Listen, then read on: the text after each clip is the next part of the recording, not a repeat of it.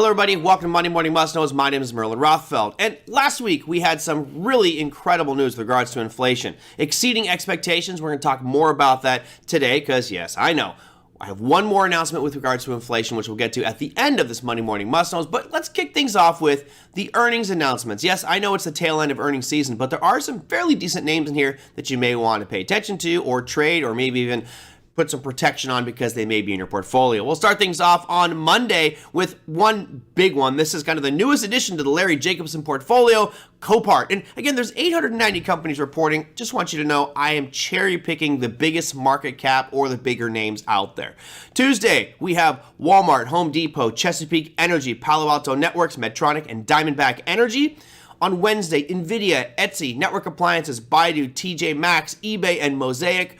Thursday brings you Alibaba, Block, PG&E, VMware, and American Tower. And on Friday, drumroll please, the granddaddy of them all, Berkshire Hathaway. Let's see how Warren Buffett and Charlie Munger fared in this latest quarter's earnings. Now, I normally don't talk too much about digital assets and cryptocurrencies in this session. Now, of course, we do have a program at Online Trading Academy called the CIL and Digital Assets Program, which focuses on cryptocurrencies and digital assets. However, over the last 2 weeks, there has been a tremendous amount of activity from regulators, not just on Capitol Hill, but also the SEC, the CFTC, going after digital asset and cryptocurrency projects. Now, this has created a significant amount of volatility. And to my dismay, and I will say to my dismay, I was anticipating this having a very negative effect on those cryptocurrency and digital asset markets. However, when we look at the price of Bitcoin, here is a chart going back into 2021. You can see that it peaked in 2021 around November and has been selling off ever since. But on the hard right edge, you notice that over the past couple of months, it's actually been a fairly bullish market for Bitcoin. And of course, as Bitcoin goes up, so do the rest of the cryptocurrencies and digital asset projects. Now, the big wild card here is this man. That's right, Gary Gensler. I put a nice evil picture here of Gary Gensler because he's really been going after cryptocurrency and digital asset products.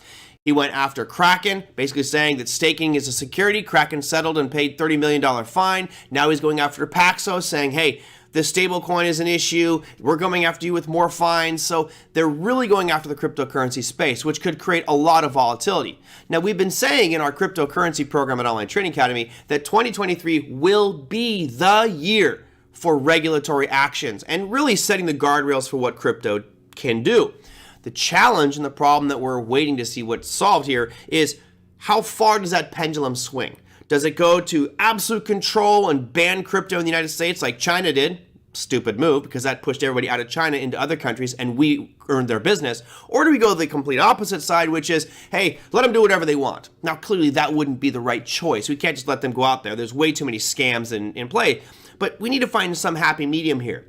And hopefully, over the next coming weeks, we will see what the SEC is going to do to help establish guardrails to protect you and me from fraudsters, but also give us the choice as consumers to participate in this brand new asset class, which has tremendous potential for our economy and our markets going forward.